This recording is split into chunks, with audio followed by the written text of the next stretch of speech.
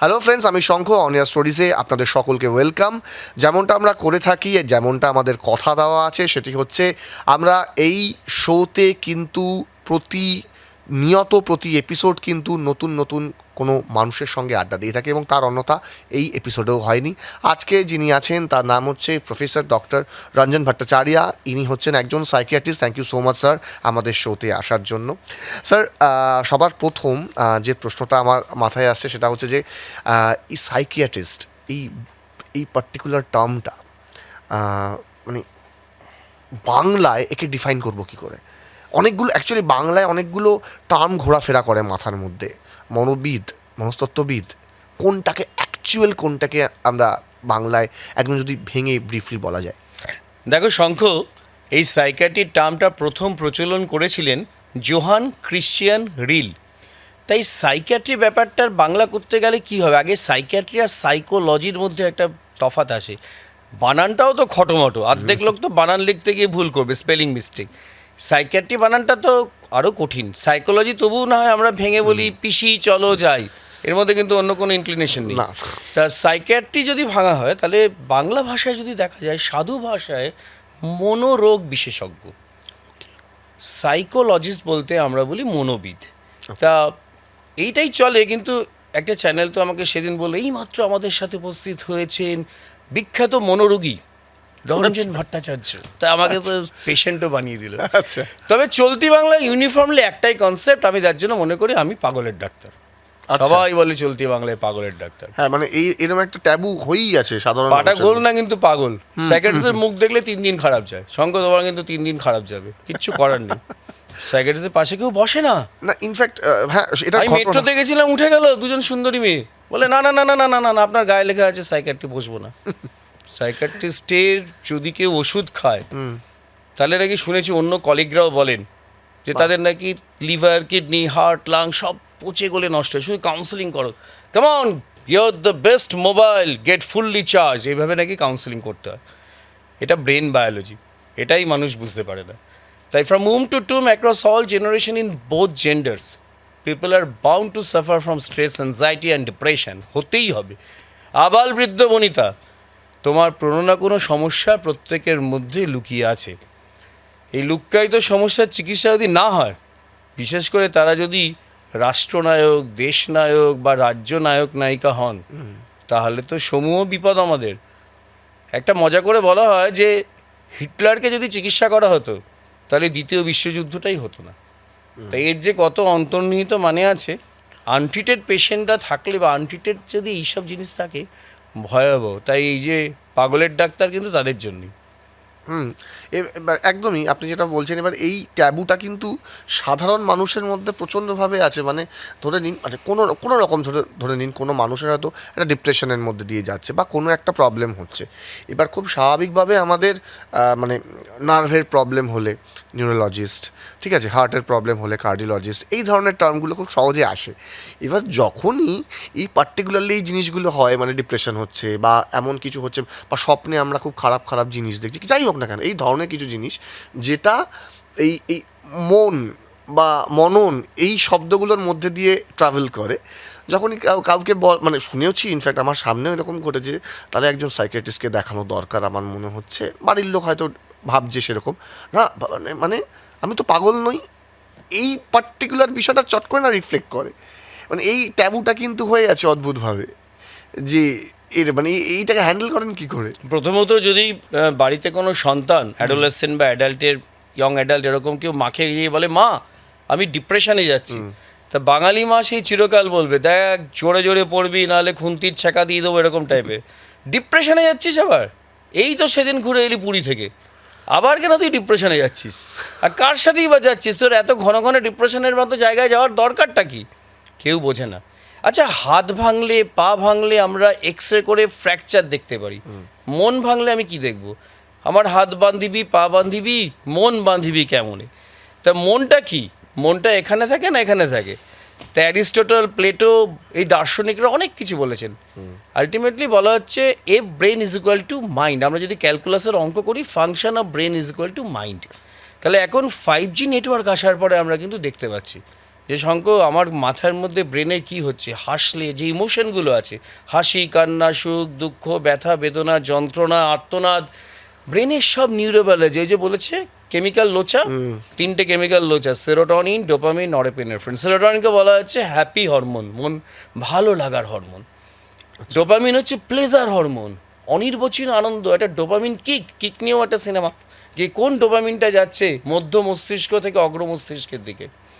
এবং এই আরেকটা নরএপিনেফ্রিন হচ্ছে অ্যামিনের অঙ্গ। এবং ব্রেনের এই 5G নেটওয়ার্কে কোন জায়গায় কি হচ্ছে, অ্যামাইগডালা, পুটামিন, গ্লোবাস প্যালিটাস ইন্টারনা, এক্সটার্না, ফ্রন্টাল কর্টেক্স, এই প্রত্যেকটা জায়গা দেখে আমরা শঙ্খ দেখতে পাচ্ছি। এমন তো জানা যাবে যে লাভ বায়োলজিতেও কিন্তু ব্রেন হরমোন কাজ করে। লাভ যখন আসে তখন ডোপামিন আসে, অক্সিটোসিন আসে, কাডলিং হরমোন বলি আমরা।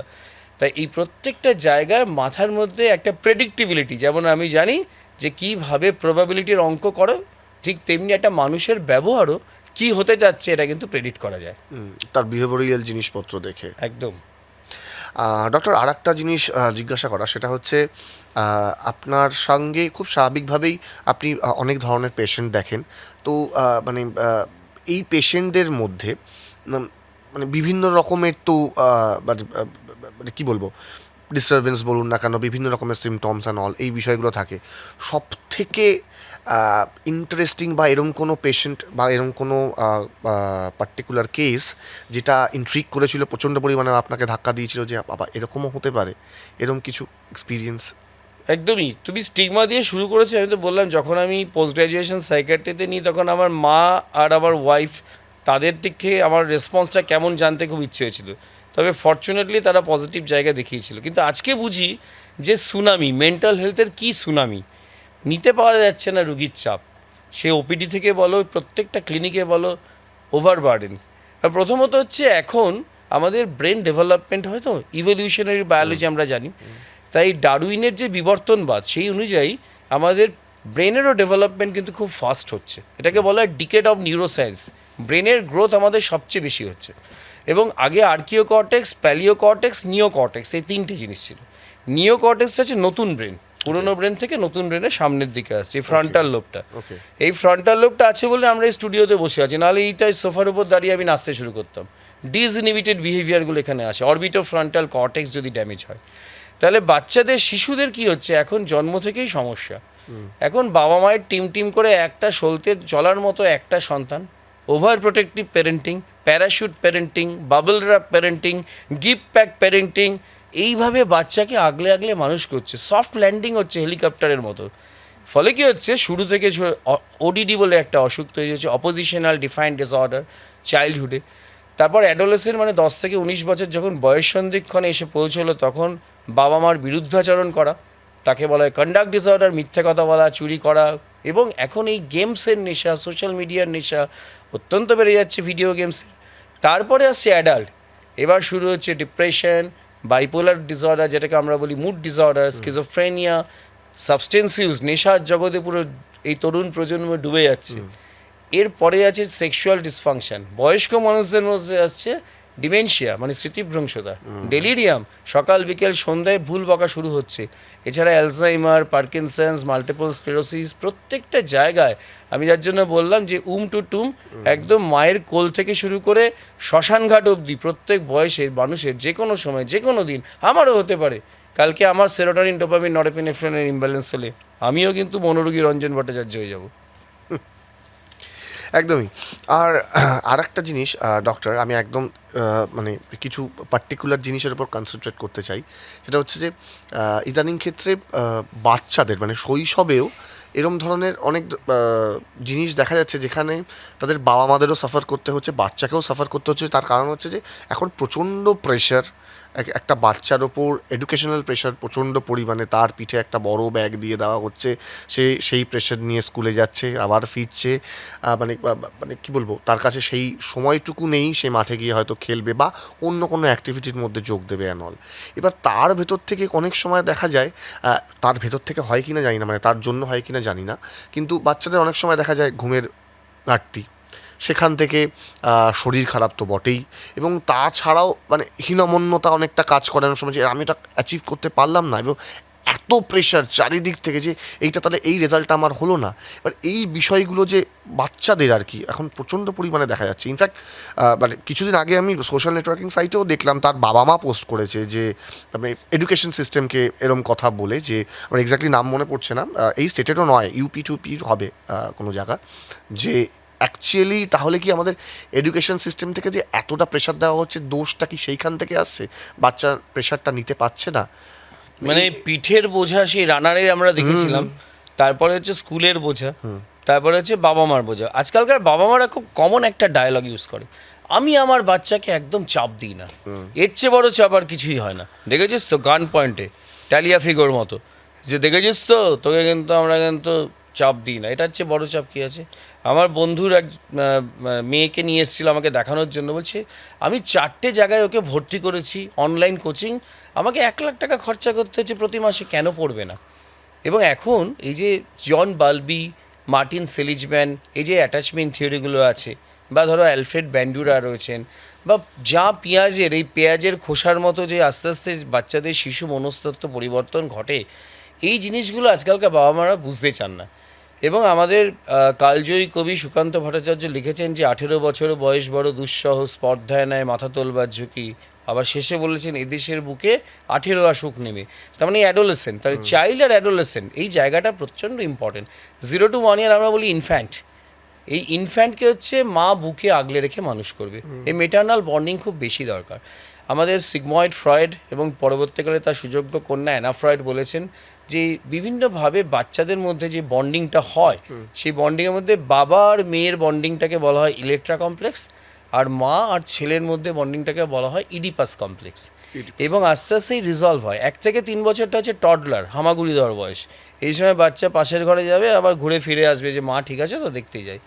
3 থেকে 6 প্রি স্কুল, এখন তো স্কুল আগে থেকেই শুরু হয়ে গেছে। 6 থেকে 10 বছরটাকে বলা যাচ্ছে চাইল্ডহুড, 10 থেকে 19-এ এলাম অ্যাডোলেসেন্ট। এবার দেখা যাচ্ছে যে কোনো সমস্যার বুৎপত্তি কিন্তু এই চাইল্ডহুড থেকেই শুরু হয়। ইনফ্যাক্ট এখন বলা হয় যে আমরা 40 বছরে ডায়াবেটিস, 50-এ হাইপারটেনশন, 60-এ স্ট্রোক হবে কিনা, এটা আমার মায়ের পেটেই ললাট লিখন লিখে গেছেন ওয়াটসন অ্যান্ড ক্রিকের ডিএনএ ডাবল হেলিক্স মডেল।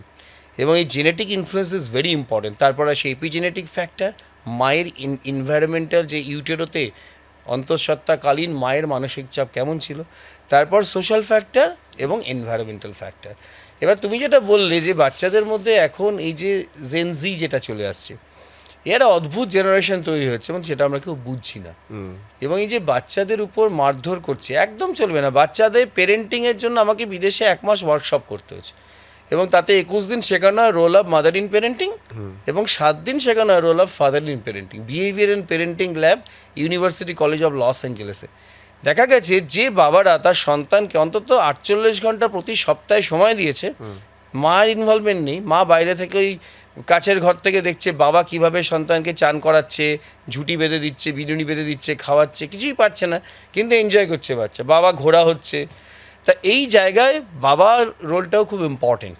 এবং মায়ের কাছে প্রত্যহ দৈনন্দিন জিনিসের চাহিদার জন্য আমাদের সন্তানরা আগে যাবে, সে ছেলেই হোক বা মেয়েই হোক। কিন্তু বাবা হচ্ছে একজন সুপারম্যান, হিম্যান, যে হচ্ছে absolutely out of the box এসে একটা অ্যাডভেঞ্চারের জায়গায় নিয়ে চলে যাবে। সে এইভাবে কিন্তু মনস্তত্ত্ব তৈরি হয়। কিন্তু এই যে শৈশব বিপন্ন হয়ে যাচ্ছে, কারণ এখন সোশ্যাল মিডিয়ায় 5000 বন্ধু, ট্রু ফ্রেন্ড কেউ নেই। একটা বাচ্চাদের মধ্যে 5-6 জনের একটা ছোট ছোট গ্রুপ তৈরি হচ্ছে, তার মধ্যে কাউকে আউট করে দেওয়া হচ্ছে, লেফট করে যাচ্ছে। এতে কি হচ্ছে, ভীষণভাবে তাদের উপর যে মানসিক চাপ। তারপরে যে গেমসগুলো আসছে, interactive game, mobile multiplayer game, virtual reality, augmented reality add হচ্ছে, এই প্রত্যেকটা জায়গায় এই ডোপামিন খেয়ে দিচ্ছে, ডোপামিন খাচ্ছে, ডোপামিন চাই, আরও ডোপামিন। ফলে এই প্রজন্ম কী হচ্ছে, এদের অ্যাটেনশন স্প্যান খুব শর্ট, কিন্তু ইন্টেলিজেন্স লেভেল দুর্ধর্ষ। এবং আমরা বলি যে এই বাচ্চাদের ব্রেন হচ্ছে মার্সিডিজ বেঞ্জ গাড়ির ইঞ্জিনের মতো, অ্যামাইগডালা ইমোশনাল সেন্টার, কিন্তু গাড়ির ব্রেকটা হচ্ছে সাইকেলের মতো। তাহলে মার্সিডিজ বেঞ্জ গাড়ির ইঞ্জিন যেমন সাইকেলের ব্রেক দিয়ে আটকানো যায় না, তেমনি এই প্রজন্মকে ঠিকভাবে যদি প্রতিপালন করতে হয়, সবার আগে বাবা মাকে টার্গেট করতে হবে। বাবা মা যদি না হয়, তাহলে এই বাবা মাদের হুজ ADHD ওয়ে ট্রিটিং, একটা বিখ্যাত লেখা ছিল, পেরেন্টস আর চাইল্ড। কারণ বাবা মা বেশি হাইপার অ্যাক্টিভ হয়ে যায় না চাইল্ড হাইপার অ্যাক্টিভ হয়ে যায়, এটা আমাদের অন্তঃসমীক্ষা করে দেখতে হবে। যে প্রশ্নটা এখন আপনাকে করতে যাই সেটা হচ্ছে যে আপনার কথার প্রসঙ্গেই আমার মাথায় এলো হঠাৎ করে যে এই মানুষের বিহেভিয়ারাল কতগুলো জিনিস অবশ্যই দেখলে উল্টো দিকের মানুষ বুঝতে পারেন, মানে বিশেষ করে ডক্টররা, মানে আপনার মতো যারা মানুষ, তারা খুব ভালো করে তার সেই উল্টো দিকের মানুষটাকে না ডিকোড করতে পারে। এই বিষয়ে যদি আপনি একটুখানি ভেঙে বলেন বা ব্রিফলি বলেন। দেখো, প্রথমত আমাদের কিন্তু কথা বলাটাই একটা আর্ট এবং অবজারভেশন, কারণ আমাদের সাবজেক্টে সাইকিয়াট্রিতে কোনো ম্যানিক ব্যাসিলাই নেই বা স্কিজোকক্কাই নেই যে মাইক্রোস্কোপ দিয়ে ডায়াগনোসিস হবে। তা পেশেন্ট যখন দরজা থেকে এন্ট্রি করে বেশ মজাদার ঘটনা ঘটে, কারণ আমার ধরো 3টে নির্ধারিত বসার জায়গা আছে। এবার পেশেন্ট কোনটায় বসবে নিয়ে একটা মিউজিক্যাল চেয়ার হয়, কেউ কনফিউজড হয়ে যায় এদিক ওদিক করতে করতে, আলটিমেটলি 1 মিনিট টাইম লাগে বসার জন্য। আমি খুব অবজারভেশন করি কীভাবে দেখছি, কারণ একটা অ্যাংজাইটি থাকেই, উৎকণ্ঠা, যারা বিশেষ করে ফার্স্ট টাইম আমার সাথে কনসাল্ট করতে আসছে। সেকেন্ড হচ্ছে, আমরা ঋত্বিক ঘটকের মতো মেঘে ঢাকা তারার ব্যাপারটাকে উদাহরণ দেবো, যে আমি প্রথমে তাদের একটু স্ট্রেস বাস্টার হিসেবে এমনি জিজ্ঞেস করি, বসুন, আপনাদের বাড়ি কোথায়, নিউট্রাল নন জাজমেন্টাল একটা আলাপচারিতা। এইবারে পেশেন্টের অবজারভেশনাল স্কিল, এটা আমাদের খুব ইম্পর্টেন্ট। তার posture, gesture, body language, eye to eye contact, প্রত্যেকটা ইম্পর্টেন্ট। যেমন আমি একটা রিল্যাক্স স্টেটে বসে আছি, আমি যদি একটু সামনে চলে যাই এরকমভাবে, তারপরে আমার মধ্যে একটা উৎকণ্ঠা, অ্যাংজাইটি কাজ করছে, ঠিক আছে। আবার আমি যদি এরকম একটা বসি, তাহলে অডাসিটি, মানে আমার মধ্যে একটা উদ্ধত্তবোধ কাজ করছে। তাহলে এই প্রত্যেকটা আমাদের দেখতে হয় যে আই কন্ট্যাক্টটা দেখো, প্রথমত তোমার সাথে আমার যদি একটা আলাপচারিতা ঘটে, তাহলে অন্তত 2/3 অফ দ্য টাইম আমরা আই কন্ট্যাক্ট রাখবো। 1/3 অফ দ্য টাইমের চেয়ে কম যদি হয়ে যায়, তাহলে আমরা বুঝবো সেখানে সমস্যা আছে। এবার আমরা সাইকোটিক পেশেন্ট যখন হয়, যার ব্রেনের মধ্যে কিছু ডোপামিনের ভারসাম্যের তারতম্যের জন্য স্কিজোফ্রেনিয়া বা বাইপোলার, তারা সবসময় না সবাইকে একটু ভয় পাবে, মনে হবে তার চারপাশের লোকজন ক্ষতি করার চেষ্টা করছে। আমি তো বিউটিফুল মাইন্ডের কথা প্রায়ই বলি, জন ন্যাশের বিখ্যাত সিনেমা প্রিন্সটন ইউনিভার্সিটিতে ঢুকছে, মনে হচ্ছে চারপাশে তাকে নিয়ে আলোচনা হচ্ছে। সাংকেতিক সূত্র, আমরা বলি ডিলিউশন অফ রেফারেন্স, এবং অডিটারি হ্যালুসিনেশন হয়, কানে কানে মনে হচ্ছে কেউ আমার সাথে কথা বলছে। পারসিকিউশন, মানে আমাকে লোকে মারতে চাইছে, ক্ষতি করার চেষ্টা করছে। বিশেষ করে এই কিছুটা ট্রেট কিন্তু এই যে পলিটিশিয়ানদের মধ্যেও থাকে, তারাও মনে করে যে হয়তো আমার প্রতিপক্ষ বা আমার কেউ ক্ষতি করার চেষ্টা করছে, কিন্তু একটা সার্টেন লেভেলে, মানে নর্মালিটি থেকে কখন অ্যাবনর্মালিটি যায় সেটার অনেকগুলো কনসেপ্ট থাকে। তার মধ্যে একটা স্ট্যাটিস্টিক্যাল কনসেপ্ট থাকে, 95% কনফিডেন্স ইন্টারভ্যালের 2 স্ট্যান্ডার্ড ডিভিয়েশনের মিনের বাইরে চলে গেলে হতে পারে। অটো নর্মাল মানে হচ্ছে আমি নিজেকে মনে করছি নর্মাল, কিন্তু আদৌ লোক মনে করছে আমি অ্যাবনর্মাল। হেটেরো নর্মাল মানে দুনিয়া লোক মনে করছে আমি নর্মাল, কিন্তু আমি নর্মাল নই। এরকম প্রত্যেকটা auto normal, hetero normal, auto pathological, heteropathological concept করে আমাদের কিন্তু ইন্টারভিউয়ের টাইমে দেখতে হয় যে কে কীরকম। তবে খুব ইম্পর্ট্যান্ট সুইসাইডাল পেশেন্টকে চেনা, কারণ সুইসাইড ইজ 100% প্রিভেন্টেবল, একমাত্র প্রতিরোধযোগ্য। Once successfully committed it never remains treatable. প্রতি 3 সেকেন্ডে সারা পৃথিবীতে কেউ না কেউ আত্মহত্যা করার চেষ্টা করেন, এবং প্রতি 13টা সুইসাইড অ্যাটেম্পটের মধ্যে, মানে প্রতি 40 সেকেন্ডে একজন মানুষের নাম পৃথিবীর জীবনপঞ্জি থেকে চিরতরে মুছে যাচ্ছে। তাহলে এটা একটা বুঝতে হবে। আমার একটা পেশেন্ট, আমার মনে আছে, একজন মহিলা এসেছিলেন, তিনি আমার জন্য গিফট নিয়ে এসেছিলেন, হ্যাঁ, জয়নগরের মোয়া, পেন টেন এসব নিয়ে এসেছিলেন। তা আমি বললাম, দেখুন আমাদের এথিক্স বলে আমাদের কিছু গিফট অ্যাকসেপ্ট করতে নেই। উনি ইনসিস্ট করলেন, ডাক্তারবাবু আর কোনো দিনও বলবো না, এই শেষবারের মতো। এই শেষবারের কথাটা না আমার একদম ফেলুদার মতো স্ট্রাইক করলো, শেষবার কেন বলবে। তারপরে আমি অন্য পেশেন্টদের দেখা বন্ধ করে তার সাথে আলাদা করে 0.5 ঘন্টা টাইম দিলাম। তারপর তিনি এক্সপ্লোর করলেন, তিনি ঘুমের ট্যাবলেট কিনে রেখেছিলেন, এবং আমার কাছে এই ফেয়ারওয়েল গিফটটা দিয়ে তিনি রাত্রেবেলা সুইসাইড করবেন। কিন্তু এই যে কথাটা বলা হলো, ঠিক এরকমই আরেকজন পেশেন্ট রাত 12টার পরে আমায় ফোন করেছিলেন, আমি তার সাথে 0.5 ঘন্টা কথা বলেছিলাম। তো এই যে সেই যে পিকে উঠছে, তার যে সুইসাইডাল আর্চটা, এই সময় যদি কথা বলা যায় সেটাকে কিন্তু প্রশমিত করা যায়। কারণ আমাকে সেই পেশেন্টই বলেছিল, ডাক্তারবাবু রাত 12:30টায় যদি আমার মনে হয় পৃথিবীতে আমার কথা শোনার জন্য একটা মানুষ আছে, তার মানে আমার বেঁচে থাকার মূল্য আছে। আমি তো ভাবছিলাম আমার জীবনের কোনো মূল্য নেই। তাই এই প্রত্যেকটা পেশেন্টের science, symptoms, voice, posture, gesture, এগুলো ভীষণ critical. Observational skill extremely important. মানে এই যে মানুষটার কথা বললেন, ইনি এখন সুস্থ? এখন একদম সুস্থ। এবং তারা এই একটা ফেজ আসে প্রত্যেক মানুষের, যদি ডিপ্রেসিভ ফেজ কিন্তু দিন মানে সারা জীবনে 3-4 বার আসতে পারে। আচ্ছা। এবং সেটা কিন্তু কারো ওষুধ লাগছে, কারো ওষুধ লাগছে না। তাহলে 70 বছরের একটা মানুষের দিনে 3-4 বার এরকম ডিপ্রেসিভ সুইং আসতে পারে। যে পেশেন্টটা ডিপ্রেশনে ভুগছেন, তার 15% মানুষ আত্মহত্যা করার চেষ্টা করবেনি। তাহলে 100 জন যদি ডিপ্রেশনে, আমি যদি 100টা পেশেন্ট দেখি, তাহলে যেহেতু সাইকিয়াট্রিস্ট পাগলের ডাক্তার, আমার কোনো কিছু ক্রেডিট নেই, কিন্তু আমি সকলের অন্তরালে 15 জনের জীবন বাঁচাচ্ছি। কারণ আমি যদি বাইপাস সার্জারি করে একজনের জীবন বাঁচাতাম, তাহলে আমার হয়তো মিডিয়া আমাকে জনপ্রিয় হতো। করে তুলতো, কিন্তু আমি যে লোকের অগোচরে, আমি এবং আমার পেশাগত যারা আমার কলিগরা রয়েছেন সবাই মিলে আমরা নিরলসভাবে লড়ে যাচ্ছি। ভারতবর্ষের 138 কোটি জনসংখ্যায় মাত্র 10,000 সাইকিয়াট্রিস্ট আছে। ওয়েস্ট বেঙ্গলে এই মুহূর্তে মাত্র আনুমানিক 500 থেকে 600 জন সাইকিয়াট্রিস্ট আছে। আর আমাদের 10 কোটি জনসংখ্যায় 600 জন সাইকিয়াট্রিস্ট কি পারবে? আর অন্যান্য অ্যালাইড মেন্টাল হেলথ প্রফেশনাল যারা রয়েছেন, তাই সুনামি। এটা শুনলাম ডক্টর। আর একটা জিনিস এই কথার প্রসঙ্গে আমার মাথায় এলো, সেটা হচ্ছে যে অনেক সময় একটি মানুষ সত্যি কথা বলতে একটি মানুষ, প্রতিটি মানুষ না হলেও আমি জানি না, এটা আপনি আরও ভালোভাবে বলতে পারেন, যে প্রতিটি মানুষ নিজেকে সবার প্রথম ভালোবাসে প্রচণ্ডভাবে। এবার সেলফ অবসেসে নাও হতে পারে, কিন্তু নিজেকে না ভালোবাসলে তো মানে নিজের প্রতি ভালোবাসা না থাকলে হয়তো সেই ভালোবাসার মর্মটা প্রপারলি হয়ও না একটি মানুষের কাছে। সেটা যেমন থাকে, তার সঙ্গে অনেক সময় দেখা যায়, ইনফ্যাক্ট এটা আমি সত্যি কথা বলতে আমার সাথেও হয় মাঝে মধ্যে, যে নিজের সাথে কথা বলার একটা প্রবণতা তৈরি। এবার এইটা কি কোনো অসুখ? একদমই নয়, কারণ আমি আগেও বলেছি যে এখনকার জেনজি টাইমের মতো দুটো টার্ম খুব কমন ইউজ করা হয়, প্রোক্রাস্টিনেশন, এবং তার সাথে আমরা যখন অন্তঃসমীক্ষা করতে করতে ওভার থিঙ্কিং করে ফেলি। তাই মূল কথা হচ্ছে সেলফ টকিং কিন্তু আমরা প্রত্যেকেই করি। আমরা যেমন ডেলি কি 4টে প্ল্যান করব, উইকলি কি 4টে প্ল্যান করব, daily activity schedule, weekly activity schedule, এরকম 4টে জিনিস কিন্তু ভেবে রাখি। তো আমি সেইভাবে প্রিপারেশন করি। তাহলে প্রারম্ভিকভাবে যদি কোনো প্রিপারেশন করতে হয়, তাহলে একটা মানুষকে একটা কাম মাইন্ডে, একটা কোজি প্লেসে কনসেন্ট্রেশন করতে হবে। ঠিক আছে, কাম, কোজি, কনসেন্ট্রেশন, 3C মেনটেন করতে হবে। এবং সেখান থেকে সে কিভাবে চেন অফ রিয়াকশন করবে। তাই এবারে এগুলো প্রথমে প্রারম্ভিকভাবে আমাদের প্রস্তুতি লাগে, কিন্তু যখন আমরা ইউজ টু হয়ে যাই, যারা অভিনেতা হিসেবে খুব ভালো বা যারা সুবক্তা হয়, আমরা সবাই কিন্তু সুবক্তা কম বেশি, সুশ্রোতা কমে যাচ্ছে। তাই সুবক্তা যারা হয় তারা জানে যে তার কীভাবে কোন কথাটা বলতে হবে, এবং সেটা একটু পজ দিয়ে কথা বলে ব্রেনের মধ্যে ভাসিয়ে নেয় সেই জিনিসটা, যে আমি টকিংটা কী করে করব, না আমার ব্রেনের মধ্যে কোন জায়গার পরে কোন জিনিসটা বলতে যাচ্ছি। তাহলে একটা চেন রিয়াকশানের মতো আমরা ভেবে নিই যে কীভাবে আমরা ফরওয়ার্ড চেনিং মানে C1 থেকে C10 অবধি যাব, আর ব্যাকওয়ার্ড চেনিং মানে B10 থেকে B1-এ আসবো। তাহলে এইগুলো হচ্ছে একটা প্র্যাকটিস এফেক্ট।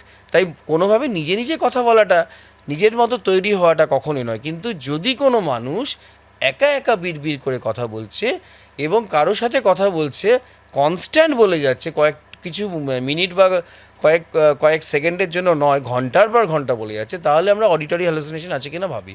কারণ কানের মধ্যে যখন একটা আওয়াজ আসে, কেউ কথা বলে, এটা first person, second person, third person হতে পারে, মানে I, you, he or she. তাহলে হয় যদি আমার কানে কানে কেউ কথা বলছে, যে ভয়েসেস হার্ড আর্গুইং, দুটো মানুষ ঝগড়া করছে, বা voices commenting to one's action, মানে এই যে ওয়ার্ল্ড কাপ ফুটবলের ধারা বিবরণীর মতো আমি যা করছি কনস্ট্যান্ট আমার কানে বলে যাচ্ছে, তাই আমি বিড়বিড় করছি তার সাথে, সেটা প্যাথোলজিক্যাল, সেটা স্কিজোফ্রেনিয়ার কার্ডিনাল সাইন। কিন্তু নিজের মনে মনে কথা বলাটা সবাই প্রস্তুতি পর্বে আমরা নিয়ে থাকি। ইভেন অবসেশন যাদের আছে, যাদের একই চিন্তা বারবার আসে, তারা বা যারা অ্যাংজাইটি ট্রেট, কোনো ডায়াসিং করতে হবে বা মাইকিং করতে হবে বা পাবলিক স্পিচ দিতে হবে, সোশ্যাল ফোবিয়া আছে, তারা কিন্তু বারবার করে এই প্রোক্রাস্টিনেট করতে থাকে এবং তারা নার্ভাসনেসে ভোগে। কিন্তু এটা প্র্যাকটিস করলে আস্তে আস্তে ঠিক হয়ে যায়। এর পরের যে প্রশ্নটা আপনার কাছে আমার থাকবে, সেটা হচ্ছে যে ইদানিংকালে কনজুগাল লাইফে যেটা দেখা যাচ্ছে মানুষের, বিয়ে হচ্ছে, একটা টাইম ছিল, আমি একটুখানি একটা প্রিক্যাপ দিয়ে শুরু করি, সেটা হচ্ছে যে একটা টাইম ছিল যে সময়টায় ওই 2000 সাল কিংবা 2000 ল্যাটার 2000 বলবো, যে সময়টায় কলেজ স্টুডেন্টের মধ্যে দেখা যেত তারা সিনেমা দেখছে প্রচণ্ডভাবে, ইনফ্লুয়েন্সড বাই সিনেমা, এখনও আছে কিছু, বাট অতটা হয়তো নয়। বাট সেই সময় তাদের মধ্যে দেখা যেত যে হ্যাঁ প্রেম করব, প্রেম করে বিয়ের আগে হয়তো আমরা লিভিং বা লিভ টুগেদারেও থাকতে পারি, আমরা একসাথে থাকতে পারি, বাট বিয়ে করলাম না। আফটার দ্যাট সেখান থেকে একটা জেনারেশন তৈরি হলো, তারা এখন মোটামুটি 30+ বয়স বা 30 অ্যাভাব হয়ে গেছে, 40 কাছাকাছি চলে গেছে, ম্যাক্সিমামেরই বিয়ে হয়ে গিয়েছে হয়তো, বা কিছু জনের হয়নি, করেনি তারা। যাই হোক না কেন, এই কনজুগাল লাইফের মধ্যে তারা কিছু জায়গায় দেখা যাচ্ছে যে তারা প্রেম করে বিয়ে করছে, একটা হিউজ পরিমাণ সংখ্যক মানুষ তো করে, এবং তার মধ্যে এই মুহূর্তে দাঁড়িয়ে কিন্তু ডিভোর্সের পরিমাণ প্রচণ্ড পরিমাণে বেড়ে যাচ্ছে। এটা একটা পয়েন্ট, এটার কী কারণ, মানে দাম্পত্য কলহ হওয়ার কী কারণ? কী প্রবলেম হতে পারে এক। দ্বিতীয় নম্বর হচ্ছে ডক্টর, এই মুহূর্তে দাঁড়িয়ে মানে যেদিকেই তাকানো যায় না কেন অনেক জায়গায় শোনা যায় যে এই পরকীয়া শব্দটা, এবং পরকীয়া শব্দটা খুব চেনা বাঙালি শব্দের মধ্যে একটা ছিল না আজ থেকে হয়তো 7-8 বছর আগে। হ্যাঁ, এটা কথার পরিপ্রেক্ষিতে আমরা বলতেই পারি যে হয়তো একদম যদি প্রাচীন বা প্রিমিটিভ এজে চলে যাওয়া যায় এই শব্দটা তখন থেকে চলে আসছে, আমি সেই হিসাবে যাচ্ছি না। কিন্তু খুব যে চলা শব্দ বা মানুষ দেখছে, হ্যাঁ, সেই বিষয়টা কিন্তু আজ থেকে হয়তো 7-10 বছর আগে এতটা ছিল না যতটা হওয়ার দরুন এই সময়ে দাঁড়িয়ে মানুষ যতটা খুব ওতপ্রোতভাবে জড়িত হয়ে গেছে পরকীয়া শব্দটার সঙ্গে। এই দুটো নিয়ে যদি কিছু বলেন। রাধে কৃষ্ণ। তা আমরা তো পৌরাণিক আখ্যান থেকে প্রত্যেক জায়গাতেই পরকীয়ার গল্প শুনি। আমি জানি। তা স্বকীয়া আর পরকীয়ার তফাৎটা কি? স্বকীয়া মানে নিজের পত্নী বা নিজের পতিদেবতা, এটা হচ্ছে সাজানো বাগানের মতো। রোজ গাছে জল ঢালতে হয়, গাছে ফুল ফোটে, সুন্দর বাগান, টবে সাজানো থাকে, কিন্তু রোমাঞ্চ নেই। কোথায় রোমাঞ্চ? তো রোজকার একটা নিত্য নতুন পরিচর্যা, কৃত্রিম বুদ্ধিমত্তার মতো কি কিছুটা। কিন্তু পরকীয়া সেটা হচ্ছে একটা সাহসী পদক্ষেপ। এই যেন বনে জঙ্গলে আমরা যাচ্ছি, চারপাশ থেকে বাঘ, সিংহ, ভালুক, HIV, হেপাটাইটিস সবাই অ্যাটাক করতে পারে, কিন্তু তবু এগিয়ে চলছি নিঃসন্তর্পণে। পেছন থেকে কিন্তু গলার উপর থেকে অ্যামাজনের জঙ্গলে কিন্তু অ্যানাকোন্ডা আসতে পারে। মানে আমার বউ যদি ধরা পড়ে, বিশেষ করে মোবাইল সার্চ করে, তাহলে পরকীয়ার জলাঞ্জলি শুধু নয়, আরও কি হতে পারে, গঙ্গা জল প্রাপ্তি। তাই এই জায়গায় পরকীয়াটা হচ্ছে, আমরা ইংরেজিতে বলি অ্যাডাল্টারি। তা আমাদের আইন কি বলছে? আমাদের BNSS অনুযায়ী যে অ্যাডাল্টারি ইজ নট মানে পানিশেবল, না, সেটা কোনো জায়গাতে কোনো সাজা ধারা নেই যে জেলে পুরো দিতে পারি বা ফাঁসি দিতে পারি। কিন্তু পরকীয়াতে একটা ব্রিচ অফ ট্রাস্ট, এবং that could B A ground for divorce, এটা যদি প্রমাণ করতে পারে। তাহলে পরকীয়াটা কেন হয়? বাই নেচার মেল আর পলিগ্যামাস। তুমি ভাবো, একটা ডিম্বাণুর পেছনে 6 কোটি শুক্রাণু ছুটছে, একটা শুক্রাণু গিয়ে ডিম্বাণুর সাথে দেখা করতে পারলো, নিষিক্ত হলো। বাকি 5,99,999,টা শুক্রাণু দেবদাস হয়ে গেল, ব্যর্থ প্রেমিক, সফল হলো না। তা এইবারে মেল সেক্স আর ফিমেল সেক্সের তফাৎ কি? ছেলেরা চায় হচ্ছে অর্থ, প্রতিপত্তি, সম্মান, রাজনীতি, 10টা আংটি, লাস্টে পচা ডিম। আর মেয়েরা চায় হচ্ছে 3টে জিনিস। একটা হচ্ছে লাভ, আনকন্ডিশনাল লাভ, নিঃশর্ত ভালোবাসা, চোরা স্রোতের মতো ভালোবাসা। অ্যাফেকশন মানে টান, আমাকে নিয়ে সারাদিন ভাবছে এবং আমাকে কতটা অনুভব করছে। Once presence will be best felt in his or her absence. সে যখন থাকবে না তখন সময় কাটবে না, এবং সে যখন পাশে থাকবে মনে হয় সময়টা কত দ্রুত চলে গেল। আর একটা হচ্ছে আমার কেয়ার, মানে যত্ন, আমি কতটা যত্ন নিয়েছি। আমার বলার আগেই আমার প্রেমিক বা প্রেমিকা আমার পছন্দের জিনিসটা দিয়ে দিচ্ছে। এবার পরকীয়ার একটা অন্যতম কারণ হচ্ছে আজকাল ওয়ার্কিং প্লেসে দেখা যাচ্ছে আমরা বেশি সময় যাদের সাথে কাটাচ্ছি তার তুলনায় আমি বাড়িতে সময় কম কাটাচ্ছি, এবং এর ফলে কি হচ্ছে, নার্চারিং অফ রিলেশনশিপ হচ্ছে না। তখন কি হচ্ছে, দরজায় কড়া মারছে। কোথা দিয়ে দরজাটা আসছে? মুখপুস্তিকা, সোশ্যাল মিডিয়ায় মেসেঞ্জার দিয়ে ঢুকছে, অন্যান্য সোশ্যাল মেসেজিং সিস্টেম, তার মধ্যে থেকে পরকীয়া চলছে। এবং আজকে যদি তুমি 20 জনকে আন্তাবড়ি ঢিল মারো, দরজায় টোকা মারো, 18 জন তোমাকে বলবে এই লোকটার ভীমরতি হয়েছে, 2 জন কিন্তু সাড়া দিতে পারে। তো এই যে জায়গাটা শুরু হলো, এর শেষ কোথায়? এরপরে টিভি চ্যানেলগুলো আমার ইন্টারভিউ নেবে যে খুন হয়ে গেছে, ও আত্মহত্যা করেছে। এবং আমরা জানি যে কার্ড সিনেমায় পুনর্জন্মতে এখানে দেখানো হয়েছিল কী করে পরকীয়ার জন্য তার হিরোকে খুন করা হয়, এবং হিরো পরে আবার পুনর্জন্ম নেয়, ঋষি কাপুর। তাহলে এই প্রত্যেকটা পরকীয়ার জায়গাতে এখন যেটা সমস্যা হয় সেটা হচ্ছে মেয়েরা এই আঘাতটা বেশি নিতে পারে না। ছেলেদের চেয়ে মেয়েরা ব্রেকআপে বেশি কষ্ট পায়, এটা কিন্তু ফ্যাক্ট। কারণ মেয়েরা বেশি ইমোশনাল হয়। মেয়েরা ইমোশনাল কেন হয়? 2টো কারণে, বিকজ অফ অ্যামাইগডালা অ্যান্ড ইস্ট্রোজেন। অ্যামাইগডালা হচ্ছে ব্রেনের একটা জায়গা যেটাকে আমরা বলি ফিয়ার অ্যান্ড ইমোশনাল সেন্টার। মেয়েরা পৃথিবীতে কাউকে ভয় পায় না, স্বামীকে, শাশুড়িকে, ননদকে 6 মেরে দেবে। তাহলে কাকে ভয় পায়? টিকটিকি আর আরশোলা। অনেকে হয়তো আপত্তি করবেন, তো মিস্টার টিকটিকি এবং মিসেস আরশোলা ছাড়া মেয়েরা ইউজুয়ালি কাউকে ভয় পায় না। কিন্তু মেয়েরা ইমোশনাল হয় চোখ দিয়ে জল, শ্রাবণের ধারার মতো পড়ুক ঝরে। এবং আমি বলেছিলাম যে আইজ্যাক নিউটনের যেমন 3টে গতিসূত্র আছে, তেমনি আইজ্যাক রঞ্জনের ওয়াইফস 3 লস অফ ইমোশন আছে। নিউটনের 3 লস অফ মোশন আর আমার, তা কি ওই লগুলো? নাম্বার 1 হচ্ছে যে তোমাকে বিয়ে করে আমার জীবন শেষ হয়ে গেল। ইনভেরিবলি প্রত্যেক মেয়েরা বলবে বিয়ের পর, তখন আবার পরকীয়া টোকা মারছে। 2 নম্বর হচ্ছে আমার মতো মেয়ে পেয়েছে বলে পড়তে অন্য কোনো মেয়ের পাল্লা, তাহলে বুঝতে কত ধানে কত চাল, how much paddy carries how many rice. কিন্তু এখানে একটা নিউটনের দ্বিতীয় গতিসূত্রে আছে P equal to M A বা F equal to M A. পড়তে অন্য কোনো মেয়ের পাল্লায় তুমি চেষ্টা করে দেখো না, কোনো দিন পারবে না। শিব ঠাকুরের ত্রিনয়ন আছে, সিসিটিভির 4টে অ্যাঙ্গেল থেকে ক্যামেরার নজর আছে, বউয়ের যে কটা চোখ আছে তুমি জানো না, সব দিক থেকে ধরে ফেলবে। এবং লাস্ট লটা হচ্ছে তুমি তর্কযুদ্ধে হেরে গেছো, তুমি এগিয়ে যাচ্ছ গোলের দিকে, মেসির মতো এগিয়ে গেছো, মানে গোলপোস্ট ফাঁকা, গোলরক্ষক পড়ে গেছে, হঠাৎ করে শ্রাবণের ধারার মতো পড়ুক ঝরে, বউয়ের চোখ দিয়ে জল। ওদিকে প্রাক্তন মুখ্যমন্ত্রী বলেছিলেন খেলা হবে, আর এখানে কিন্তু তোমার খেলা শেষ। তাই আলটিমেটলি এই পরকীয়ার জায়গায় রাশ টানতে গেলে দরকার হচ্ছে স্বামী স্ত্রীর মধ্যে দাম্পত্য জীবনের সুখ, বোঝাপড়া, সময়, এই 3টে দেওয়া, তবেই গিয়ে পরকীয়া আটকানো যাবে।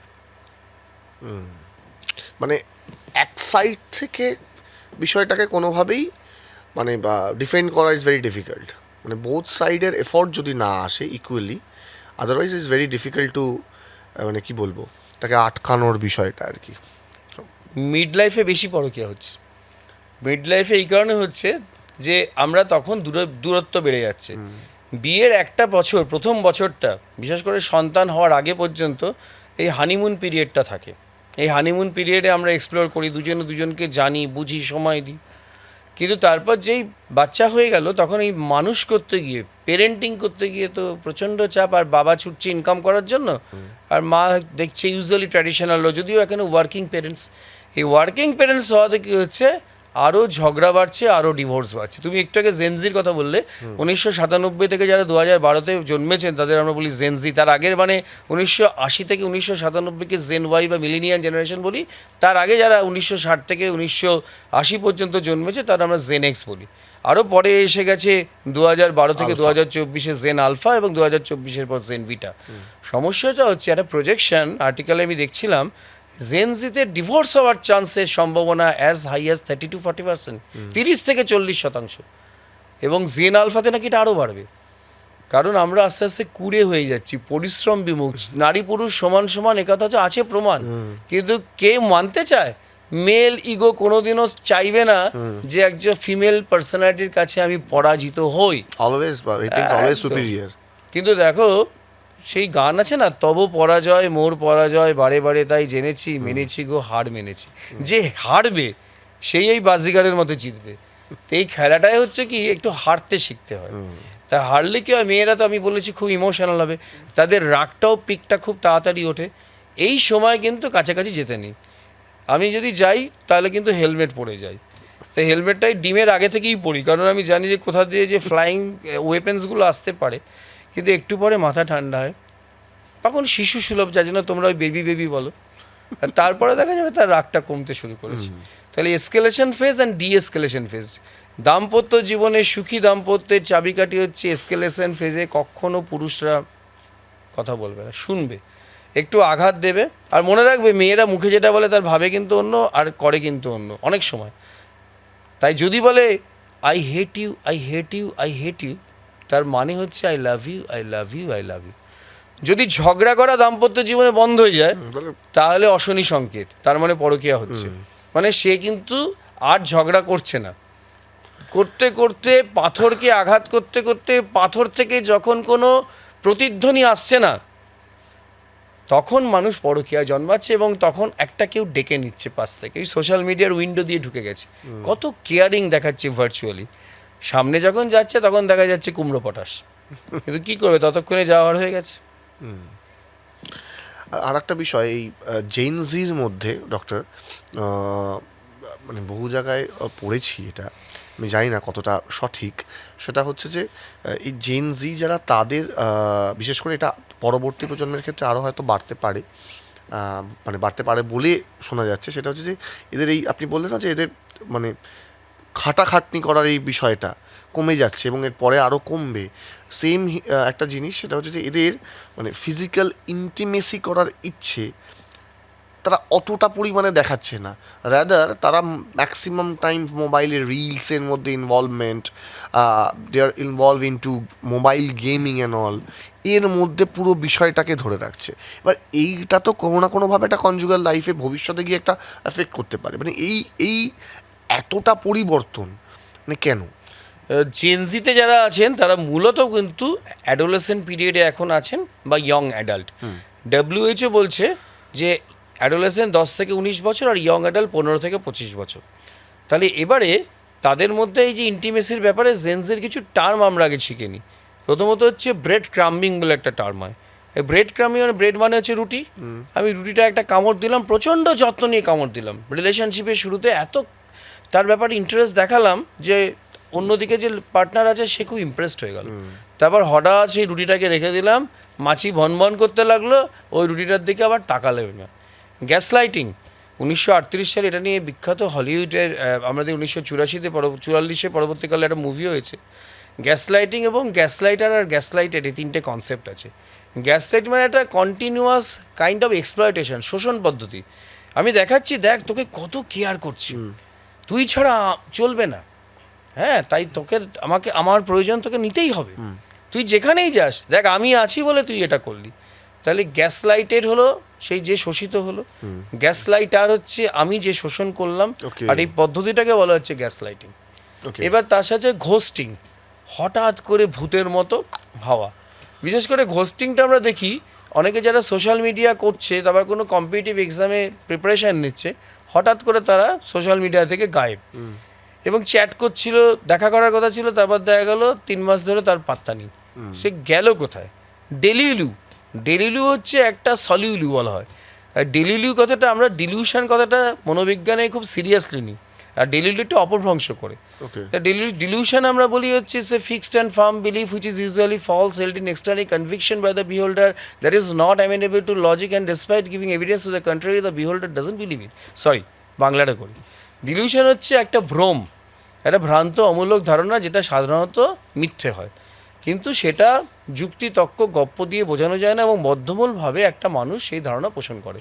তা ডেলিলু মানে হচ্ছে কেউ যদি মনে করে যে লোয়ার র্যাঙ্কে বা হায়ার র্যাঙ্কে পছন্দ করছে, ধরো একজন মহিলা ফ্যান মনে করলো সে মেসির ভক্ত বা রোনাল্ডোর ভক্ত এবং তাকে বীর পুজো করতে শুরু করতে মনে হলো যে রোনাল্ডো টিভির মধ্যে দিয়ে আমার দিকে যে তাকালো তার মানে ও কিন্তু প্রেম নিবেদনে সাড়া দিয়েছে, তাই যে ডেলিলু। এবং ডেলিলু থেকে এটা হ্যালিলু হচ্ছে, মানে হ্যালুসিনেশন তৈরি হয়েছে এবং আমার এটা মিথ্যা একটা ধারণা থেকে আমি মনে করছি এবং একটা হ্যালোর মতো আমার ক্রিয়েট হচ্ছে। ডেলিলু ইজ দ্য সলিলু, তাহলে এটাই কি সলিউশন? তা এটা একটা জেনজি টার্ম। রিজ, কি ড্রেসটা দিয়েছে দেখেছিস আজকে, ওকে খুব রিজ লাগছে। তো এই ডিলিউশনের এই গল্পগুলো করতে করতে জেনজির মধ্যে যে সমস্যাটা হচ্ছে, এরা রাত জাগছে। তুমি যেটা বলছিলে প্রথমেই, বাঙালি সেক্স করতে ভুলে গেছে, বাঙালির দ্বারা সেক্স হচ্ছে না, বাঙালি আস্তে আস্তে সেক্স থেকে বিমুখ হয়ে যাচ্ছে। কারণ কম্পিউটারের মাউস আসার পর তবুও একটা তার লাগানো ছিল সম্পর্কে, যেদিন থেকে এখন ওয়াইফাই চলছে আর যখন থেকে ব্লুটুথ দিয়ে কানেকশান হচ্ছে, এরপর তো সেক্সটাও মনে হয় ব্লুটুথ দিয়ে হবে। কারণ এইভাবে তো আর হচ্ছে না, হাজব্যান্ড থাকবে ওয়ার্কিং প্লেসে, ওয়াইফ থাকবে বাড়িতে, এবার হয়তো দেখা গেল ব্লুটুথ দিয়ে সেক্স হচ্ছে। তা সেক্সটা ভুলে যাচ্ছে, তার কারণ কি মোবাইল ঢুকে যাচ্ছে রাত্রেবেলা বিছানার মধ্যে। বা বিছানায় যখন শুতে যাবেন একমাত্র মশারির ভেতর দিয়ে আপনার লাইফ পার্টনার ঢুকবে, মোবাইলকে নইব চ, কারণ মোবাইল ঢুকলেই শেষ। কোজি এনভায়রনমেন্ট, কেউ ডিস্টার্ব করবে না, ননদ যা দেওর শ্বশুর ভাসুর কেউ আসবে না, তারা একটা নিরালা নিভৃত জায়গায় সেক্স করবে। সেক্স করতে গেলে রাত 8টায়, সকাল 8টা থেকে সেক্স করে প্রস্তুতি নিতে হবে, মাথার মধ্যে ডোপামিন খেলাতে হবে, অক্সিটোসিন, ইন্টিমেসি, কার্ডলিং করলাম, অফিসে যাওয়ার আগে একটা কার্ডলিং দিয়ে গেলাম এবং সেই জাদুকি ঝাপ্পিটা মাথার মধ্যে ঘরেতে ভ্রমণেরও গুনগুনিয়ের মতো আমার লাইফ পার্টনারের মধ্যে চলবে। এবার রাত 8:30টার মধ্যে আস্তে আস্তে আমরা নিউট্রালিটির দিকে এগিয়ে তারপর আস্তে আস্তে সেক্সুয়াল এটা এক্সপিরিয়েন্স করবো। তার আগে কী আছে, 3টে খেলা আছে, four play, inter play, after play. Four play হচ্ছে খেলার আগে খেলা, এটা খুব ইম্পর্টেন্ট, কারণ ছেলেদের সেক্সটা খুব তাড়াতাড়ি ওঠে এবং খুব তাড়াতাড়ি নেমে যায় এবং এটা খুব কুইক হয়। মানে ছেলেদের সেক্সটা উইদিন 10 মিনিটসের মধ্যে অ্যারাউজাল হয় এবং তারপরে সেটা রেজলিউশন হয়ে যায়। কিন্তু নারীদের সেক্সুয়াল আর্টসটা আসতে একটু সময় লাগে, অ্যারাউন্ড 20 to 25 মিনিটস, এবং সেটা থাকে অনেকক্ষণ। ছেলেরা ইউজুয়ালি একবার সেক্সুয়াল ইন্টারকোর্স করলে তারপরে next 45 minutes to 90 minutes second sexual intercourse করতে পারে না। কিন্তু মেয়েরা কিন্তু একবার অ্যারাউজ হলে মাল্টিপল এক্সপোজার নিতে পারে। তো মুশকিলটা হচ্ছে ছেলেদেরটা খুব তাড়াতাড়ি হচ্ছে, তার মেয়েদেরটা দেরি, তাহলে হয় ছেলেদের পেছাতে হবে না মেয়েদের এগোতে হবে। তো তার জন্য ফোর প্লে ফার্স্ট পার্টটা হচ্ছে অযৌন আদর। এটা হচ্ছে আমাদের বিখ্যাত দুজন করেছিলেন এটা নিয়ে, এটা বলা হয় আমাদের মানে দুজন মিলে যখন 1972 থেকে 1992 পর্যন্ত এই যে জিনিসটা করেছিলেন, সেটা এখনও অবধি আমাদের সাইকিয়াট্রির ইতিহাসে আমরা বলি মাস্টার্স অ্যান্ড জোনস টেকনিক। এটা গল্প 1971 সালে উইলিয়াম মাস্টার ছিলেন একজন বিখ্যাত গায়নাকোলজিস্ট, আর ভার্জিনিয়া জনসন জয়েন করলেন অ্যাজ এ নার্সিং স্টাফ। তা ততদিনে মাস্টার কিন্তু বিবাহিত, তার দুটো সন্তান ছিল, কিন্তু যেহেতু জনসন এলো তাদের মধ্যে একটু ইন্টু পিন্টু হলো, সেটা কিন্তু মানে মাস্টারের বউ ভালো মনে করলো না, ডিভোর্স হয়ে গেল। মাস্টার তখন জনসনকে বিয়ে করল 1972 সালে। 1972 থেকে 1992 দীর্ঘ 20 বছর তারা একত্রিত ছিলেন এবং 10,000 পেশেন্টকে তাদের সামনে তাদের সেক্সুয়াল ইন্টারকোর্স শিখিয়েছিলেন, হাতে কলমে ওয়ার্কশপের মতো। এবং এই জায়গায় এই প্রথম ফোরপ্লে, ইন্টারপ্লে, এবার একটা মানুষ কতক্ষণ সেক্স করতে পারে, পাঁচিলে বসে গল্প টল্প অনেকে করছে, হ্যাঁ সেই বন্ধুদের মধ্যে চর্চা হচ্ছে, জানিস আমি এতক্ষণ 30 মিনিট ধরে সেক্স করতে, ঘোড়ার ডিম পারবে। IVELT actually intravaginal ejaculatory latency time, মানে পুরুষাঙ্গ যদি জনিদ্বারে প্রবেশ করে তাহলে 1 থেকে 5 মিনিট অবধি এক নাগারে সেক্সুয়াল পারফরমেন্স করলে তার ইজাকুলেশন হতে বাধ্য। তাহলে 1 মিনিটের কমের যদি কারো ইজাকুলেশন হয় সেটাকে আমরা বলি প্রি ম্যাচিওর ইজাকুলেশন বা শীঘ্র পতন। আর যদি কারো লিঙ্গ শক্ত হচ্ছে না সেটাকে বলে ইরেকটাইল ডিসফাংশন। 40 বছরের আগে সাধারণত যদি ইরেকটাইল ডিসফাংশন হয় তাহলে মেনলি সাইকোজেনিক বা নন অর্গানিক, স্ট্রেস, অ্যাংজাইটি, পিছনে মাথার মধ্যে চিন্তা নিয়ে সেক্স করতে যাচ্ছে হবে। প্রথমবার যদি ফেলিওর হয় সেক্সুয়াল ইন্টারকোর্সে, যেটাকে বলা হয় সুহাগ রাত এক্সপিরিয়েন্স, তাহলে দেখা গেল এই মাথার মধ্যে ব্যাক অফ দ্য মাইন্ডে চলতে থাকবে যে আগের বারে আমি সাকসেসফুল হইনি, এবারে কী হবো। ইনভ্যারিয়েবলি এটা চলতে থাকলে তুমি আবার ফেলিওর হবে। তো নেগেটিভ ফ্রেম অফ মাইন্ড। এবং ফাইনালি যে এই রেজলিউশন পার্টটা আমরা বলি ডেওয়ার মডেল, DEOR। ডি মানে হচ্ছে ডিজায়ার, ইচ্ছে। সেক্সের ইচ্ছেটা পুরুষদের ক্ষেত্রে দুটো জিনিসের উপর ডিপেন্ড করে, এটা হচ্ছে ফ্রি টেস্টোস্টেরন আর একটা হচ্ছে প্রোল্যাকটিন আর ডোপামিন। তাহলে ফ্রি টেস্টোস্টেরন মানে কি, আমার ব্যাংকে ধরো 2 লাখ টাকা আছে, কিন্তু 1,90,000 টাকা ফিক্সড ডিপোজিট আছে, 10,000 টাকা সেভিংসে আছে, তো আমার টেস্টোস্টেরন প্রচুর কিন্তু ফ্রি টেস্টোস্টেরন কম, তাহলে আমার ডিজায়ার ইচ্ছেটা আসবেই না। আবার যদি প্রোল্যাকটিন বেড়ে যায় তাহলে দেখা যাবে আমার ইনহিবিশন, বিশেষ করে বেশ কিছু ওষুধ খেয়ে মহিলাদের প্রোল্যাকটিন বেড়ে যায়। তাই মহিলাদের এই যে অসুখটা, এটাকে বলে hypo active sexual desire disorder. কারণ বাঙালি মেয়ে এমনিতেই ইচ্ছে করে না তাদের সেক্স করতে, একদিন হয়তো কপাল খোলে আর কি, মানে একদিন বলবে মাথা যন্ত্রণা করছে, আরেকদিন বলবে বাচ্চাকে পড়াতে হবে, আরেকদিন বলবে বাপের বাড়ির লোক এসে গেছে, আরেকদিন বলবে পিরিয়ড শুরু হয়ে গেছে। তাই সেক্সটা হবে কখন? তার মধ্যে থেকে এই যে বাচ্চা নেওয়ার পদ্ধতি, যে ওভুলেশনটা হয় ঠিক 14 দিনের মাথায়, তাহলে কারো যদি 28 দিনে মেন্স হয় 14 দিনে ওভুলেশন হবে। কারো যদি PCOD থাকে, তার মেনস্ট্রুয়াল সাইকেলটা 28 দিনের জায়গায় 32 দিন, 34 দিন, 35 দিন পিছিয়ে গেল, তার ওই 35 থেকে আমি যদি মাইনাস করি তাহলে আমার যে জিনিসটা দাঁড়াবে সেটা অ্যারাউন্ড আমার 25, 20, 22, 23 দিনের মাথায় ওভুলেশনটা হবে। তো ওভুলেশন মানে হচ্ছে কোণে সেজে আছে ওভাম, কবে আমার বর আসবে, একটা ওই 6 কোটির মধ্যে একজন ভাগ্যবান এসে পৌঁছবে। এবার তারা যদি নিষিক্ত হয় তাদের বিয়েটা হবে, গাঁট ছড়া হবে। কিন্তু না হলে কী হবে, সে যদি শুক্রাণুটা না মেলে তাহলে ডিম্বাণুটা আস্তে আস্তে নষ্ট হয়ে যাবে এবং মেয়েদের পিরিয়ড হয়ে যাবে। তাহলে এই যে PCOD বলে একটা মেয়েদের অসুখ, যার থেকে ডিজায়ার কমে যায়, তাতে কি হচ্ছে যে 12টা মাসে 12টা ডিম্বাণু বেরোচ্ছে না, 12টা মাসে 10টা 8টা ডিম্বাণু বেরোচ্ছে, ফলে বাচ্চা হওয়ার চান্স কমে যায়। জেনজির এই প্রবলেম হবে, ইনফার্টিলিটি বেড়ে যাবে, সেক্স করছে না, দেরি করে বিয়ে করছে। আর একার দিনে 18, 19, 20-তে বিয়ে হতো, এখন তো 30, 32-এ গিয়ে বিয়ে হচ্ছে, 35-এর পর বাচ্চা নিলে ডাউন সিনড্রোম বেবি হওয়ার চান্স বেড়ে যাচ্ছে। আমরা সবাই না নিজের পায়ে দাঁড়াতে চাই, একটা মজা করে বলা হয় তুমি যেদিন দাঁড়াবে তোমারটা দাঁড়াবে না। তাই সেই জায়গায় আমাকে মনে রাখতে হবে যে কোন টাইমটা অপরিহার্য, সেই জায়গা থেকে সেক্সুয়াল ইন্টিমেসিটা দরকার। এবং ফোরপ্লে, ইন্টারপ্লে, আফটার প্লে, এই তিনটে মিলিয়েই প্রাক্তন মুখ্যমন্ত্রী বলেছিলেন খেলা হবে। তো যে খেলতে পারে না সেই খেলোয়াড়কে লাল কার্ড দেখানো হবে। আমরা কনজুগাল লাইফের কিছু problem, sexual problem and all সব কিছু নিয়ে আলোচনা করলাম। আফটার দ্যাট একটা জিনিস, সেটা হচ্ছে যে পর্নোগ্রাফি শব্দটা এখন প্রচণ্ড বহুল প্রচলিত প্রচণ্ডভাবে। এর দ্বারা এবং মানে একটা সমীক্ষায় দেখা গিয়েছিল থেকে ইন্টারনেট থেকেই আমরা অনেকেই দেখেছিলাম যে এশিয়ান কান্ট্রিগুলোতে হয়তো পর্নোগ্রাফি সাইট সার্চ করার প্রবণতা সব থেকে বেশি। এবার এটা আমি ডিনোট করলাম অন্য কারণের জন্য। তার ঘটনাচক্রে এই পর্নোগ্রাফি দেখার জন্য কনজুগাল লাইফে কোনো এফেক্ট পড়তে পারে? প্রথমত হচ্ছে পর্নোগ্রাফি যে রেস্ট্রিক্টেড সাইট, আমরা যদি কোভিডের কথা ভাবি, তো কোভিডে তোমার মনে আছে কিনা জানি না, 42 দিন মদ বিক্রি বন্ধ ছিল, রাজস্বের ভয়াবহ ক্ষতি হয়েছিল, খুলে দিতে হয়েছিল মদের দোকান, মাস্ক পরে কিনতে যাও। তা কাকুও কিনতে গেছিলো সেই মাস্ক খুলে একবার। কিন্তু দেখা যাচ্ছে পর্নোগ্রাফি যদি ব্যান করা হয় তাহলে হিউজ বিলিয়ন ডলার ইন্ডাস্ট্রি একদম ধ্বংস হয়ে যাবে। কারণ পর্নোগ্রাফির প্রবণতা বাড়ার অন্যতম কারণ হচ্ছে বিহেভিয়ারাল অ্যাডিকশন। এবং বিহেভিয়ারাল অ্যাডিকশানে রাত জেগে আমরা কি করি, বিশেষ করে তরুণ প্রজন্ম ডিএসপিএসে আক্রান্ত, delayed sleep phase syndrome, late to bed late to rise. এরা ঘুমোতে যায় 2-3টে, ঘুম ভাঙে সকাল 10টায়, সূর্য কোন দিকে ওঠে দেখাতে পারবে না। আর এই প্রজন্মরা যারা জাগছে তারা 3টে জিনিস করে। একটা ফুড বিঞ্জিং করে, তুমি দেখবে রাত্রে এই সুইগি জোম্যাটোর অর্ডার সবচেয়ে বেশি পড়ে এবং তারা খাবার দিয়ে যায়। নেক্সট হচ্ছে ডেটা বিঞ্জিং করে, সমস্ত মোবাইল সার্ভিস প্রোভাইডাররা রাতে ডেটা ফ্রি দেয়। আর থার্ড হচ্ছে ওয়েব সিরিজ আর পর্নোগ্রাফি বিঞ্জিং করে। তুমি একটা শুরু করলে ওয়েব সিরিজ 12 নম্বর না অবধি থাকতে পারবে না, মানে হয়ে গেল তোমার 6 ঘন্টা বেরিয়ে গেল। ঠিক তেমনি পর্নোগ্রাফিটা হচ্ছে যখন পর্নোগ্রাফি দেখাটা কোনো অসুখ নয়, কিন্তু অসুখ কখন, যখন অতিরিক্ত কোনো কিছু ব্যবহার করছি, সেটা ছাড়া আমি থাকতে পারছি না, সেই জিনিসটা আমার দৈনন্দিন অন্য কাজে ব্যাহত করছে সব কিছু কর্মধারা, তখন সেটা একটা সমস্যা তৈরি হচ্ছে। পর্নোগ্রাফিক অ্যাডিকশান এখনও কোনো রকম আমাদের গীতা বাইবেল মানে DSM-5 বা ICD-11 কোনো কোডিংয়ে আসেনি।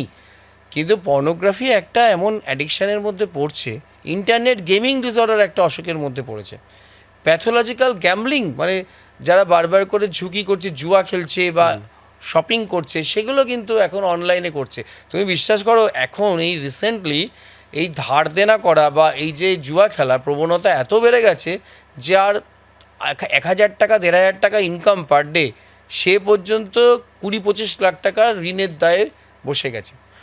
তা এই পর্নোগ্রাফিক অ্যাডিকশান একটা জায়গায় বাড়াবাড়ি চূড়ান্ত হয় যখন সেই মানুষটা ওপেন ম্যাস্টারবেশন করছে, প্যারাফিলিয়া বলি, বিকৃত যৌন রুচির পরিচয় দিচ্ছে। আমরা কয়েকদিন আগে দেখেছিলাম ভয়ুরিজম বলে একটা টার্ম ইউজ করা হয়, পিপিং টম, মানে কোনো মহিলা ড্রেস চেঞ্জ করছে তখন সেটাকে আমি উকি দিয়ে দেখছি, বা তার থেকে দূরবীন নিয়ে তাকে দেখছি যে সে কি করছে। এই জিনিসগুলো হচ্ছে প্যারাফিলিয়ার মধ্যে পড়ে এবং সেটা বিকৃত যৌনরুচির পরিচয়। কিন্তু হোমোসেক্সুয়ালিটি কিন্তু কোনো অফেন্স নয়। আর্টিকেল 377 আমরা জানি, LGBTQIA, লেসবিয়ান, গে, বাইসেক্সুয়াল, ইন্টারসেক্সুয়াল, ট্রান্সসেক্সুয়াল, কুইয়ার, অ্যাসেক্সুয়াল, এগুলো প্রত্যেকটা আমাদের মুভমেন্টের মাধ্যমে তৈরি হয়েছে।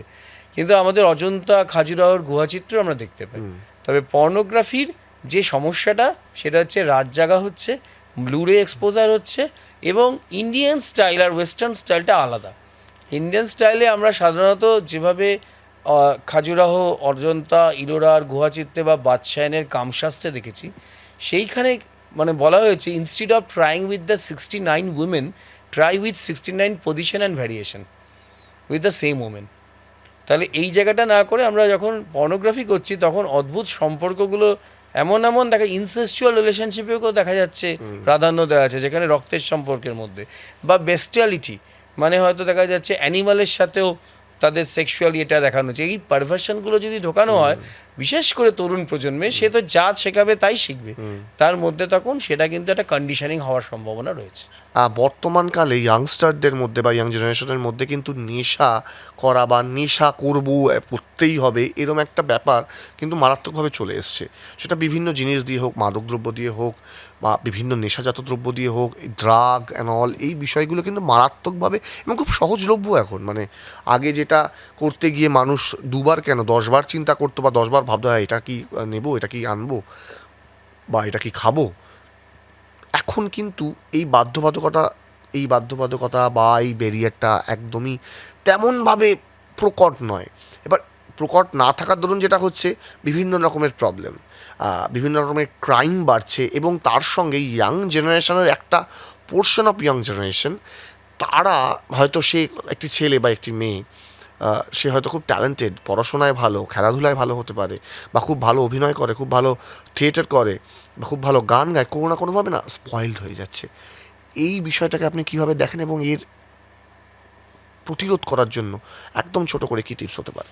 নেশাটা কিন্তু শুরু হয় অ্যাডোলেসেন্টে, এবং আমরা যদি মনে করি যে সরস্বতী পুজোয় রাত জাগলে আমরা দেখতাম যে সিগারেট খাওয়া ধরছে, তারপর কালী পুজোয় রাত জাগলে দেখা যাচ্ছে মদ্যপান শুরু হচ্ছে, আর শিব ঠাকুরের মাথায় জল ঢালতে যাওয়ার সময় দেখা যেত যে গাঁজার নেশা করছে। কিন্তু এই যে এলএসডির জমানা, মানে লাভ সেক্স অ্যান্ড ধোকা, এর সাথে কিন্তু বেড়ে যাচ্ছে এই অ্যাডিকশন বায়োলজি।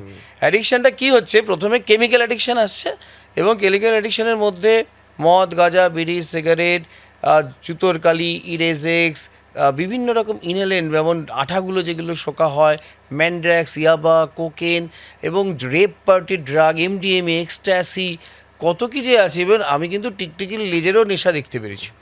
তা গল্পটা হচ্ছে যে যখন কেউ নেশা করে, তখন ব্রেনের মধ্য মস্তিষ্কের ভেন্ট্রাল টেগমেন্ট এরিয়া থেকে নিউক্লিয়াস অ্যাকুম্বেন্স হয়ে প্রিফ্রন্টাল কর্টেক্সে যে ডোপামিনটা যায়, এই ডোপামিনটা স্নায়ু উত্তেজক রাসায়নিক পদার্থ, এবং সেটা একটা প্লেজার হরমোন আমি বলেছি। তাই ডোপামিনটার জন্য ধরো কেউ মদ্যপান শুরু করলো, প্রথম দিন সে 60 ml খেয়ে তার নেশা হলো, দ্বিতীয় দিন ওই একই নেশা করতে তাকে 120 ml খেতে হলো, তারপরের দিন তাকে 240 ml খেতে হলো।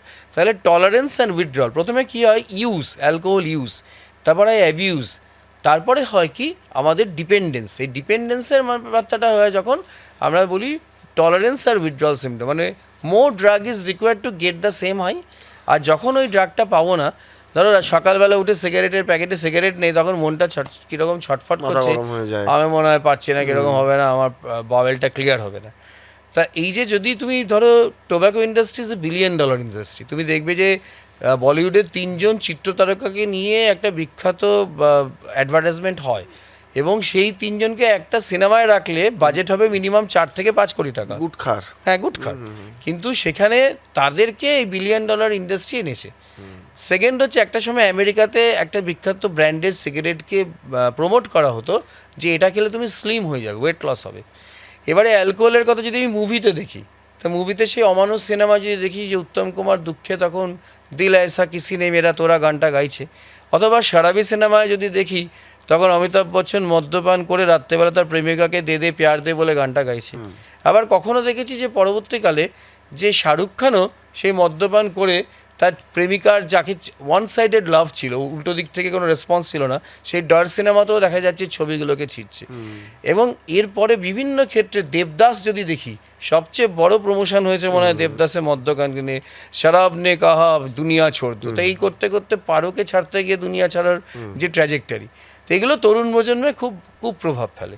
তাহলে যে কোনো নেশার যে প্রথমে যদি বলি সবচেয়ে হার্ড ড্রাগ হচ্ছে হেরোইন। এই হেরোইন বা ওপিয়য়েড, আমি নিজে হেরোইনের চাষ হয়ে দেখেছি শঙ্কর, কীভাবে পোস্ত গাছের আঠা দেয়, সেই আঠা থেকে কীভাবে ওপিয়াম থেকে অ্যাসিটিক অ্যাসিড নিয়ে ডাইঅ্যাসিটাল, মরফিন বা সিনথেটিক হেরোইন, যার 1 গ্রামের বাজার মূল্য এখন 50 থেকে 60,000 টাকা, এবং সেটাকে কেন সুগার দিয়ে মিশিয়ে ব্রাউন কালার করে, যে ব্রাউন সুগার বলি আমরা, সেই হেরোইনটা বিক্রি হয় এখন এই মুহূর্তে গ্রাম প্রতি 5 থেকে 6,000 টাকা। পুড়িয়াগুলো বিক্রি হয় 150, 300, 400, 500 টাকার মতো। এরপরে আমি রিসেন্টলি একটা পেশেন্টকে কোকেন দেখলাম। কোকেনটা মানে হাই কস্ট ড্রাগ, সেগুলো রেপ পার্টিতে, বড় লোকদের পার্টিতে, বলিউডি পার্টিতে চলে শুনেছি। সেখানে প্রায় একটা রাতে নাকি 20 লাখ, 30 লাখ, 40 লাখ টাকার একজন কোকেন ব্যবহার করে। আমি রিসেন্ট একজন পেলাম যে 1 গ্রাম কোকেন এখানে 10,000 টাকা দিয়ে কিনছে, এবং সেটা স্নট করে নিতে হয়, যে পাইপলাইনের মতো দিয়ে, আমরা বাস্তব সিনেমাতে দেখেছি কীভাবে কোকেনটা নেয়, নেজাল মিউকোসা।